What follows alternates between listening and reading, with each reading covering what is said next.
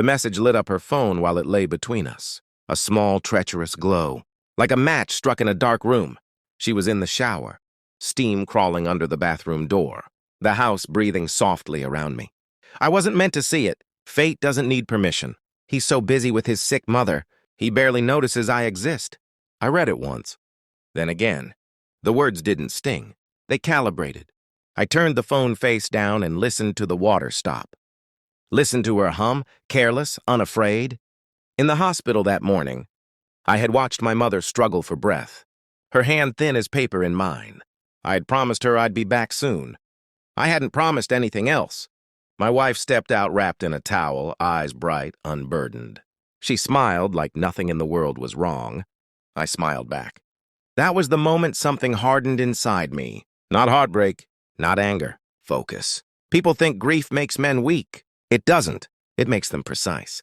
I began noticing what I had been trained to ignore, the pauses before she answered questions, the way her phone never left her hand, the sudden generosity, the sudden cruelty. "How's your mother?"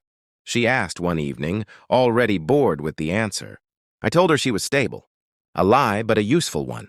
She nodded and returned to her screen. Denial tried to speak to me.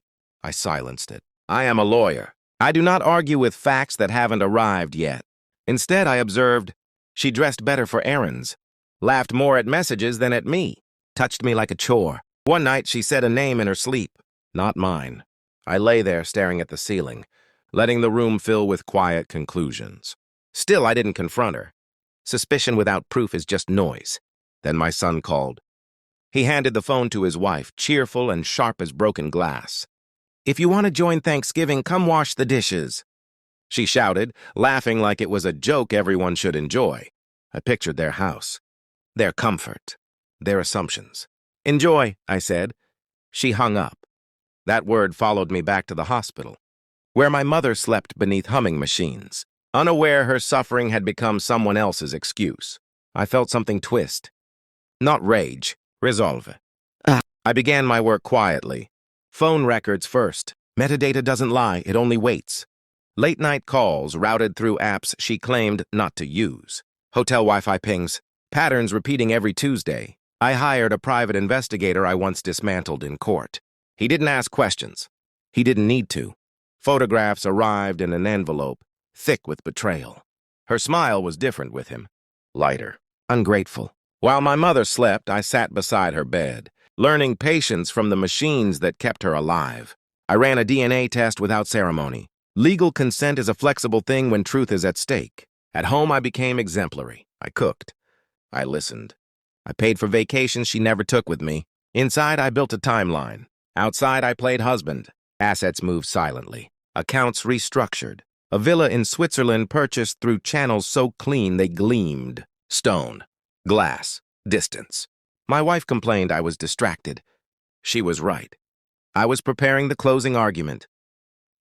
The results arrived on a Tuesday. Everything important does. I didn't open them right away. Certainty deserves respect. That evening, I set the table. Poured wine, waited. She talked about her day. I listened like a stranger. When she finished, I slid the envelope across the table. "What's this?" she asked, already uneasy. "Read it." She did. The color drained from her face, slow and theatrical, hands shaking, breath stuttering. "I can explain," she whispered. I shook my head once. Our son wasn't mine. The silence that followed was absolute. No shouting, no drama. She cried. Collapsed inward. I watched her the way I watch witnesses who realize they've perjured themselves. I felt nothing. Truth has that effect. I didn't expose her publicly. I curated. Photographs sent to the right people.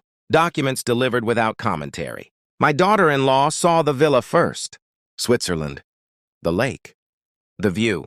My phone rang. Once, twice, again. 71 times. Voicemails piled up, concern masquerading as affection. "We didn't mean it." "Family is family. Let's talk." My wife's lover vanished the moment the money froze. "Cowards always do," she packed in silence, realizing too late that the man she thought absent had been watching everything. I didn't raise my voice. I didn't threaten. I simply withdrew. People panic when the source of their comfort disappears. My mother died quietly. I held her hand until it was cold, and for the first time in months, I allowed myself to feel something close to grief. In Switzerland, mornings are sharp and clean. Nothing lingers unnecessarily. I drink coffee facing mountains that don't care about betrayal or bloodlines. Sometimes my phone lights up. I don't answer. They mistook my silence for ignorance, my loyalty for blindness. I wasn't grieving. I was documenting.